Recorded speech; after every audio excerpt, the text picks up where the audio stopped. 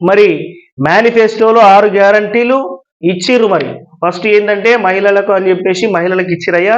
మరి రైతులకు సంబంధించి రైతు భరోసా ఎటు పోయింది ఇన్ని రోజులు రైతు భరోసా.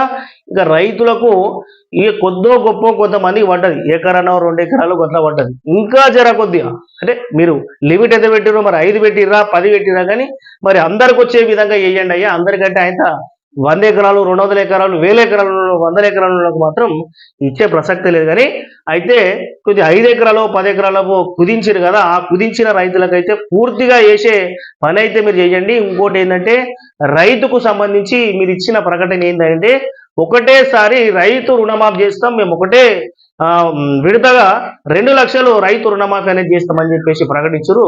మరి ఆ ఊసి ఇంకా లేదయ్యా. మరి దాని మీద ఇట్లా కొద్దిగా శ్రద్ధ తీసుకొని రైతులకు సంబంధించి ఇగో ఇలాంటి మన రుణమాఫీకి సంబంధించి ఎటే టైంగా 2 లక్షల రూపాయలు మీరు రుణమాఫీ చేస్తే సంతోషంగా అన్నదాతలు వ్యవసాయం చేసుకుంటూ ముందుకు సాగే అవకాశం ఉంటుంది. అయ్యా రేవంత్ రెడ్డి గారు మీరు ఇచ్చిన 6 గ్యారంటీలల్లా ఈ గ్యారంటీ మాత్రం మర్చిపోకుండా మీరు చేయండి అయ్యా. అయితే ఎంతో మంది అసైన్మెంట్ భూములకు సంబంధించి గత ప్రభుత్వంలో ఎన్నో ఎంఆర్ఓ ఆఫీసులు తిరిగినాము, ఎన్ని తిరిగినా కానీ అయితే కాళ్ళకు చెప్పులు అరిగినాయి తప్పితే కానీ పని కాలేదు అయ్యా. మరి మీరు వచ్చినప్పుడు మీరు వచ్చిరు కాబట్టి మేము అవుతుందని చెప్పేసి ఇట్లా రైతుల పక్షాన మేము మా టీవీ తరఫున మీకు ఏంటంటే ఒక హప్పీలుగా ఒక వినతిగా మీకు చెప్తున్నాం. ఆ సమస్యలు కొన్ని వందల రైతుల సమస్యలు ఉన్నాయి. ఆ పట్టాల పంపిణీ ప్రక్రియ అనేది ఏదైతుందో ఆ పంపిణీ ప్రక్రియ మీరు వేగవంతం చేయండి. అసైన్డ్ భూములకు సంబంధించి సర్వే చేసేసి ఎవరికి మన అన్యాయం జరగకుండా రైతుల పక్షాన నిలబడి వాళ్ళకు పట్టాలు ఇచ్చే ప్రయత్నం అయితే చేయాలయ్యా.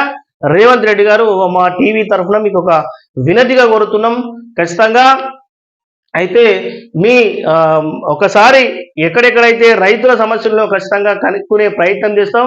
వీలైతే రేవంత్ రెడ్డి గారికి దగ్గరికి ఇట్లా వెళ్ళేసి ఆ సమస్యలను వివరించే ఆ పడైతే ఒకరోజు ఖచ్చితంగా మేము మీ ముందుకు వస్తామయ్యా. ఈ రైతుల పక్షాన ఖచ్చితంగా మేము పోరాడే ఛానల్గా ముందుకెళ్తుంది. ఆ పని అయితే మీరు చేయండి. రేవంత్ రెడ్డి గారు